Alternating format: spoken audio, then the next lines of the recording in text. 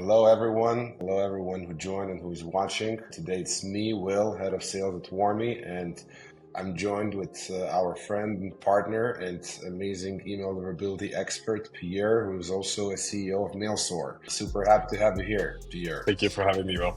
Yeah, Pierre, do you want to say hi to the audience and tell a few words about yourself? Of course, of course. Well, yeah, thank you for having me. So I'm very glad to be here. I'm Pierre. I'm the CEO and founder of MailSoar. We're a consulting company. We help email senders achieve the best possible deliverability and security for their email communication. So I've worked with thousands of senders running into issue with their emails placed in spam for various reasons, and I'm glad today that we can share some of the reasons, some of the strategy, and some of the tips for email senders to make sure they never get into this situation.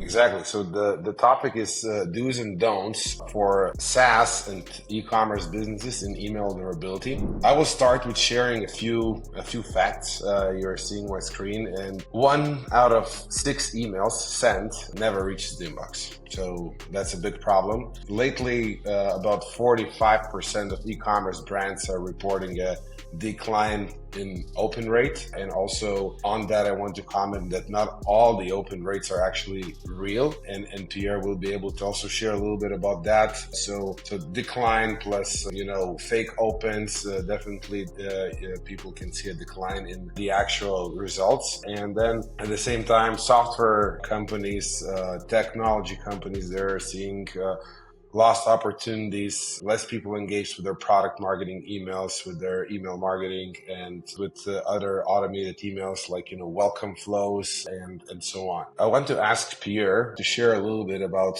what usually brings clients to you, what problems they have in real life, and what can be the solutions, and what are those do's and don'ts about that? Yeah.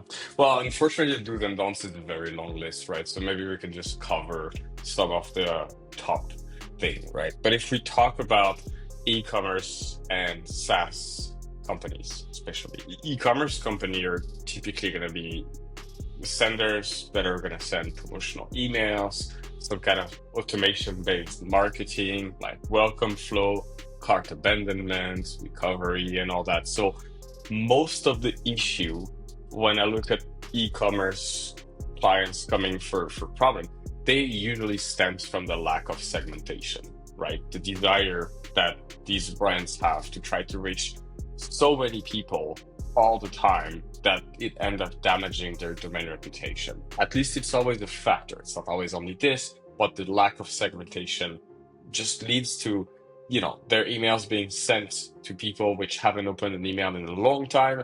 And you're going to tell me, why do we care, right? I can send emails to whoever I want. Well, yeah, you can send emails to whoever you want, but you can also go to spam. So when you send emails, you need to target recent openers. So you show the spam filter that a very broad population opens your email, interacts positively, and that's a relevance metric at the end of the day, right? If you're a spam filter and like 10% of the email of the sender gets opened, do you think it's a relevant sender?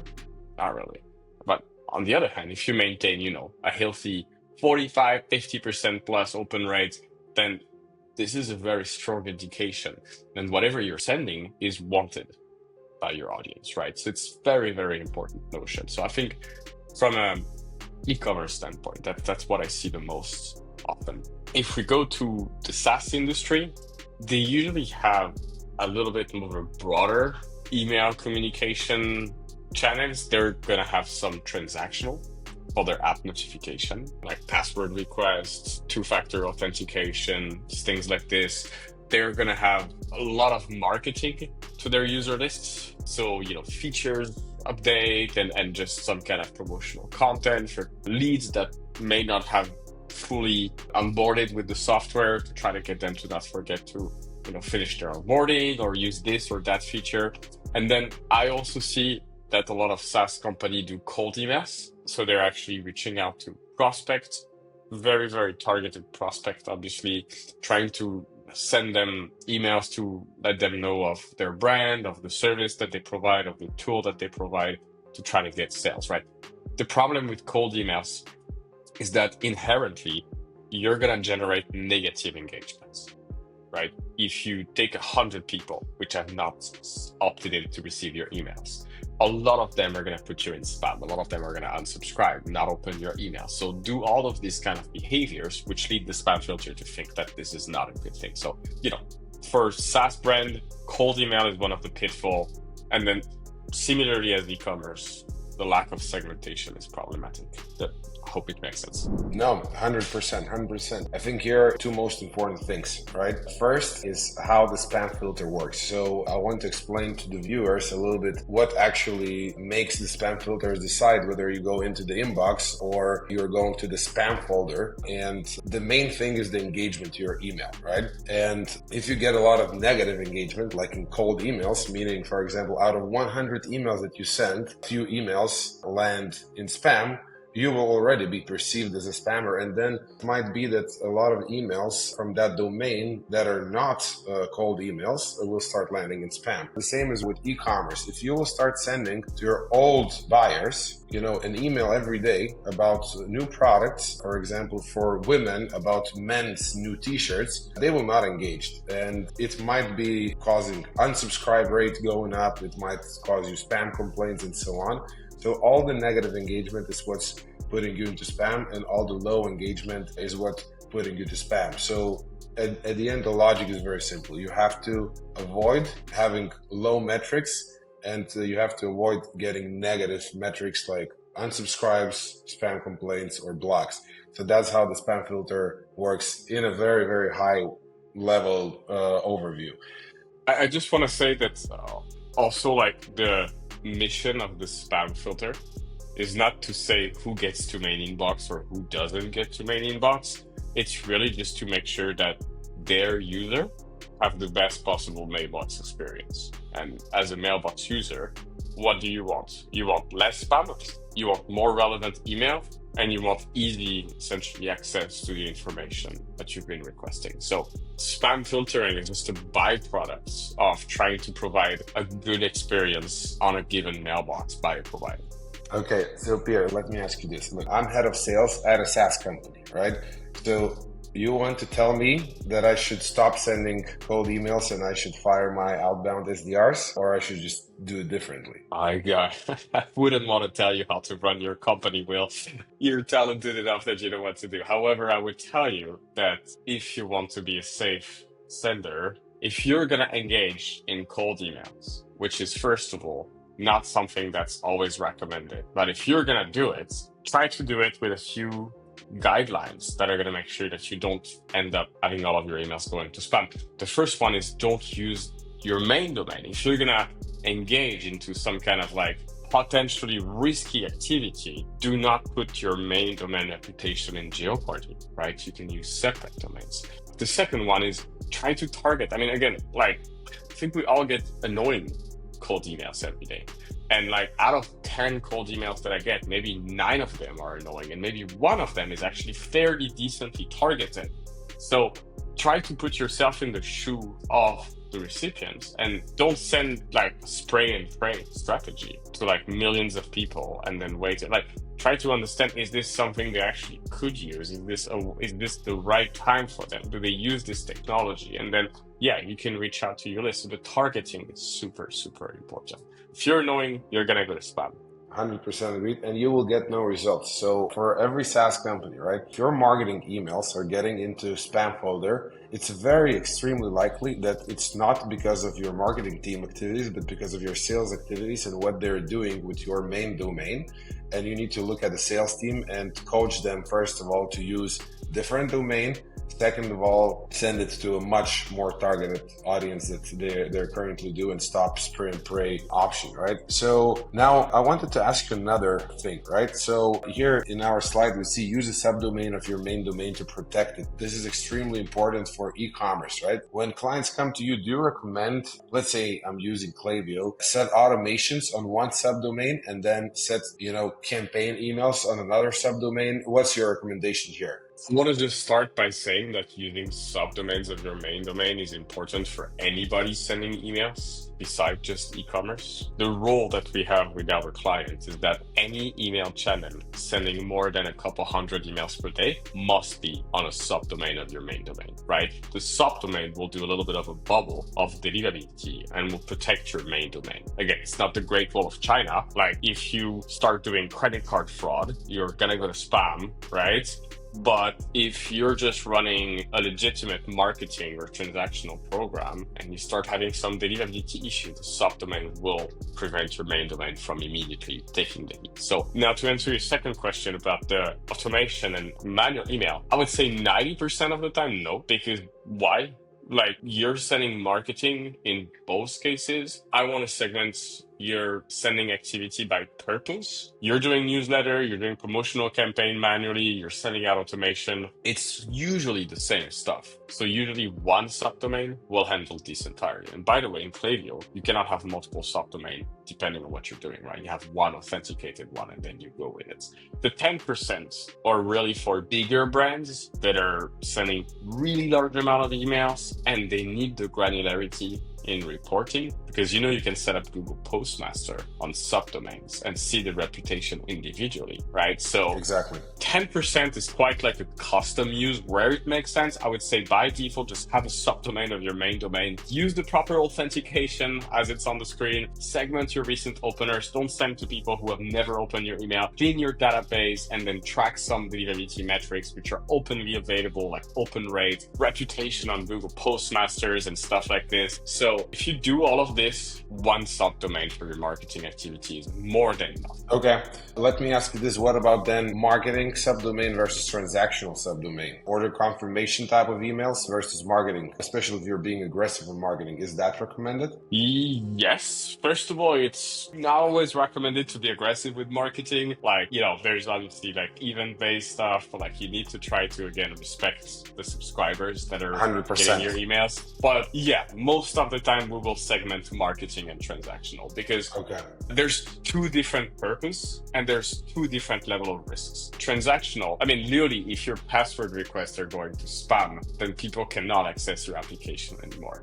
That's what I'm talking about. Yeah, you even have this like application now that use magic link to connect. You don't have logins or anything. You just have a magic link. So if that link does not get in main inbox, nobody logs in your application. So you want to create a bubble around that type of email so that it doesn't get impacted with the rest of your emails, especially the marketing, because indeed the marketing is where you have the most risk.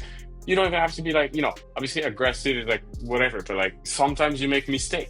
Sometimes you have an intern that comes in and he just sends a massive campaign on the marketing and it messes up your subdomain reputation. It's recoverable again if you have subdomains. So yeah, yes, we do segment transactional and marketing. We sometimes go beyond and segment support, billing, anything that's a standalone channel. Yeah, exactly. So here we see there's two bubbles, software and e-commerce. So basically in SaaS business, marketing emails might be a smaller percentage of your emails versus your like support tickets if you have a lot of users, or your billing, right? Or your reminders of billing. So in both cases, in any mailing, doesn't matter if it's SaaS, e-commerce, or insurance, or banking, or whatever, it is important to isolate your most important emails that has to go into the inbox with a subdomain and have a separate domain for marketing. That's correct, Pierre, right? Yes, that's correct.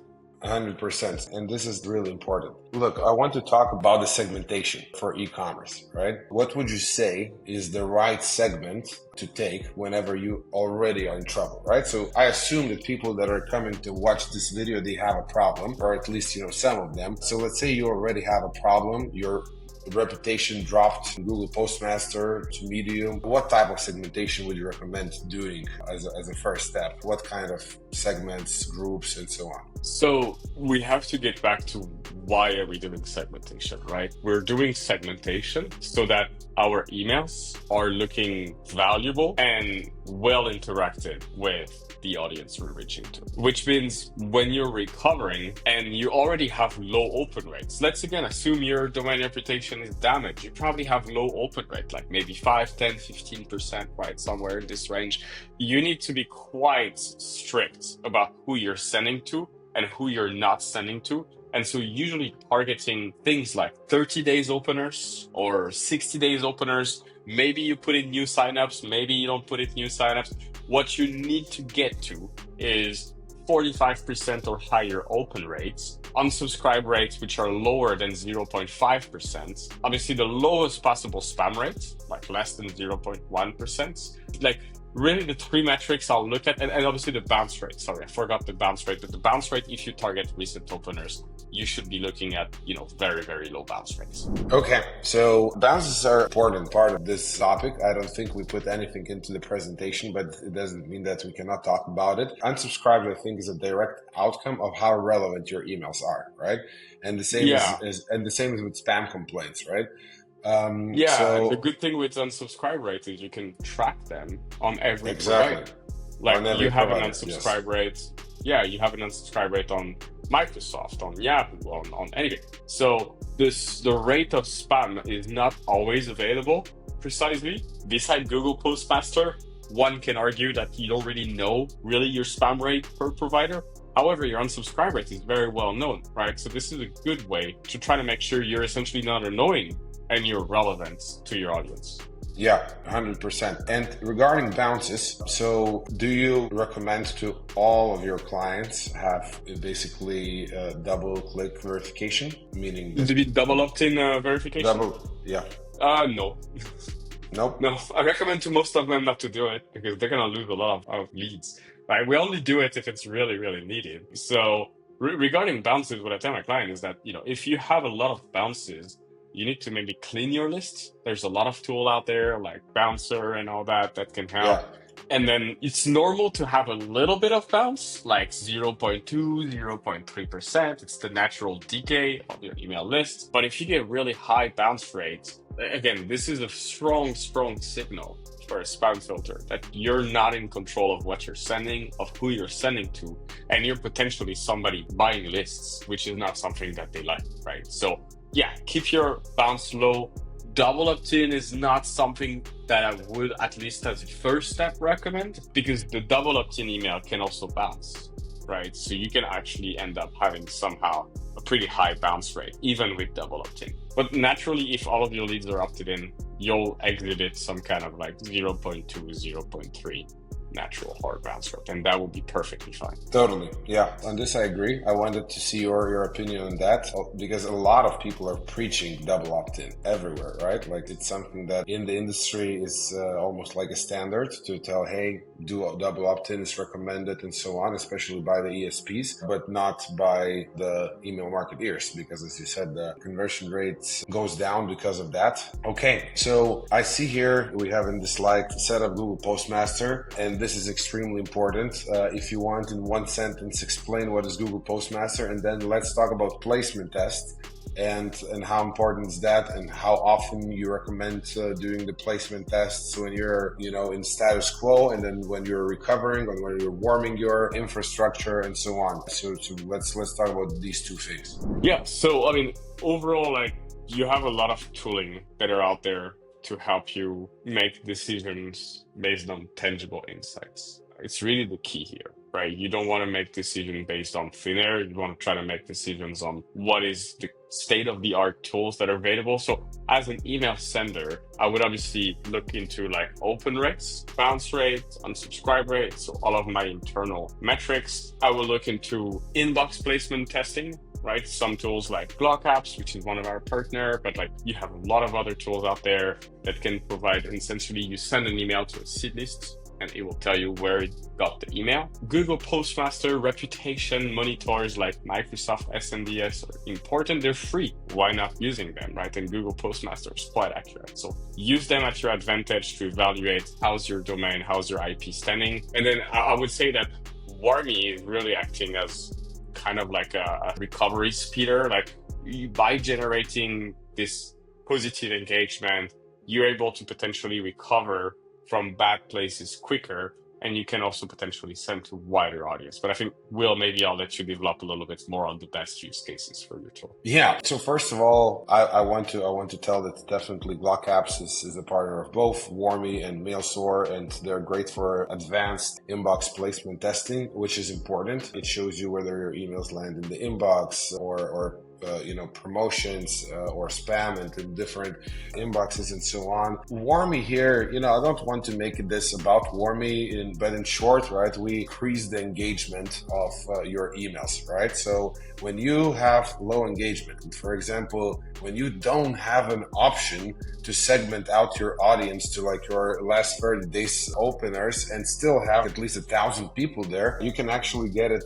through Warmy, right? And then we will warm up your domain, or we will recover your domain. We will move it out of the bad places, and then you will be able to get back to doing the best practices, learn from us or from MailSore exactly how to set up your segmentation and automation that you wouldn't get back into such a place again. Yeah, so basically this is the way. And let's leave a bit of time for Pierre to explain the case study, one of the case study that you have, how one of the e-com brands actually gained good results with your consultations.